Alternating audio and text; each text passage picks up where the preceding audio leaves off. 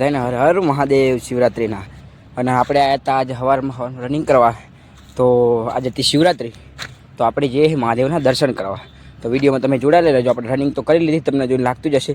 તો હવે જઈએ આપણે મહાદેવના દર્શન કરવા. તો ચલો આપણે ભોળાનાથના દરબારમાં આવી ગયા દર્શન કરવા. તો અંદર જઈએ અને દર્શન કરીએ, બરાબર?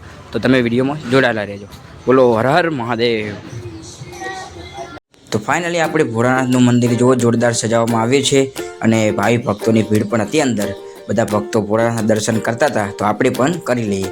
અને અંદર આવ્યા તો ભોળાનાથની પૂજા પણ ચાલતી હતી, તો એનો પણ લાભ લઈ લીધો અને આપણા નંદી મહારાજના પણ દર્શન કરી લઈએ. તો અંદર જુઓ, જોરદાર ભવ્ય ફૂલોથી મંદિર સજાવવામાં આવ્યું છે ભોળાનાથનું. અને મહારાજ જોડેથી આપણે તિલક લગાવી દીધો. તો આગળ આવીએ, દર્શન કરી લીધા આપણે, તમે પણ કરી લેજો. આ ભોળાનાથ હર હર મહાદેવ. આગળ આવ્યા તો અહીંયા બળિયા દેવનું મંદિર પણ હતું, તો બળિયા બાપના પણ દર્શન કરી લઈએ. અને આપણા ગોગા મહારાજના પણ દર્શન થઈ ગયા. બોલો હર હર મહાદેવ. પછી થોડી આપણી ભાંગની પ્રસાદ લઈ લીધી. જો માપસરની ભાંગ પીજો, આપણે પણ પી લીધી છે, તમે પીતા હોય તો. પછી આપણે બહાર આવ્યા તો આપણને મળી ગયા જો ભોળાનાથ.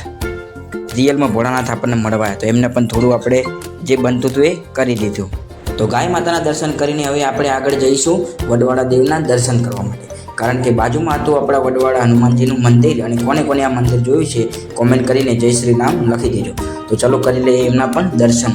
બોલો જય જય વડવાળા હનુમાન, જય શ્રી રામ. દર્શન કરી લીધા આપણે વડવાળા દેવના. તમે પણ દર્શન કરીને જય શ્રી રામ કોમેન્ટમાં લખતા જજો.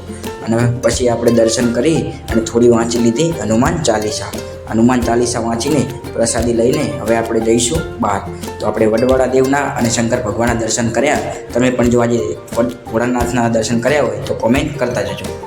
ફાઇનલી આપણે ભોળાનાથના અને હનુમાન દાદાના દર્શન કરી દીધા અને તમને કરાવી દીધા. તો કેવો લાગ્યો તમને આજનો વિડીયો કોમેન્ટ કરીને જણાવી દેજો. તો બધાને હર હર મહાદેવ.